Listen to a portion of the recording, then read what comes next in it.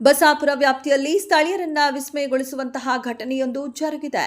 ಈ ಭಾಗದ ಉದ್ಯಮಿ ವಿಪಿನ್ ಕುಮಾರ್ ಅವರಿಗೆ ಸೇರಿದ ಭೂಮಿಯಲ್ಲಿ ಕೃಷಿ ಕಾರ್ಮಿಕರೊಬ್ಬರು ಕೆಲಸ ಮಾಡುವಾಗ ಪುರಾತನ ಮಾದರಿಯ ಪವಿತ್ರ ಶಿವಲಿಂಗವೊಂದು ಗೋಚರಿಸಿದೆ.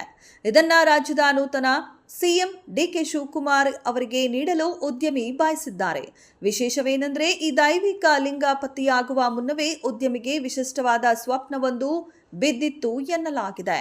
ಹೌದು, ಆ ಕನಸಿನಲ್ಲಿ ಲಭಿಸಿದ ಆಧ್ಯಾತ್ಮಿಕ ಸಂದೇಶದಂತೆ ಹೀಗೆ ಸಿಕ್ಕ ನೈಸರ್ಗಿಕ ಲಿಂಗವನ್ನ ಪ್ರಸ್ತುತ ರಾಜ್ಯದ ಮುಖ್ಯಮಂತ್ರಿಯಾಗಿರುವ ಮತ್ತು ಪರಮ ಶಿವಭಕ್ತರಾಗಿರುವ ಡಿಕೆ ಶಿವಕುಮಾರ್ ಅವರಿಗೆ ಒಪ್ಪಿಸಲು ಅವರು ನಿರ್ಧರಿಸಿದ್ದಾರೆ.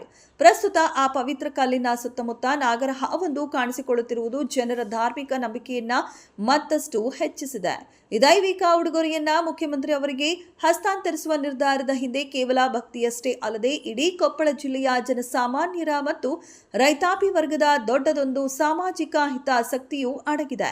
ಕೊಪ್ಪಳದ ಬಸಾಪುರದ ಆಸುಪಾಸಿನಲ್ಲಿ ಬಲ್ಟೋಡಾ ಸಂಸ್ಥೆಯ ಕೈಗಾರಿಕಾ ಘಟಕದ ವಿಸ್ತರಣೆಗೆ ತೀವ್ರ ವಿರೋಧ ವ್ಯಕ್ತವಾಗುತ್ತಿದ್ದು, ಈ ಕಾರ್ಖಾನೆ ಮತ್ತಷ್ಟು ವಿಸ್ತಾರಗೊಂಡರೆ ಇಡೀ ಪ್ರದೇಶದ ವಾಯುಮಂಡಲ ಕಲುಷಿತಗೊಂಡು ಕೃಷಿ ಭೂಮಿ ನಾಶವಾಗುತ್ತದೆ ಎಂಬ ಆತಂಕ ಸ್ಥಳೀಯರಲ್ಲಿದೆ. ಈ ಹಿನ್ನೆಲೆಯಲ್ಲಿ ಪ್ರಕೃತಿಯ ಸ್ವಚ್ಛತೆ ಹಾಗೂ ರೈತರ ಬದುಕನ್ನ ಉಳಿಸಲು ಈ ಲಿಂಗವನ್ನೇ ಮಾಧ್ಯಮವನ್ನಾಗಿ ಬಳಸಿಕೊಳ್ಳಲು ಚಿಂತಿಸಲಾಗಿದೆ. ಕೈಗಾರಿಕಾ ಮಾಲಿನ್ಯದ ವಿರುದ್ಧ ಜಿಲ್ಲೆಯ ಪರಿಸರ ಪ್ರೇಮಿಗಳು ಮತ್ತು ನಾಗರಿಕರು ಕಳೆದ 200ಕ್ಕೂ ಹೆಚ್ಚು ದಿನಗಳಿಂದ ಸತತವಾಗಿ ಧರಣಿ ನಡೆಸುತ್ತಾ ಬಂದಿದ್ದಾರೆ.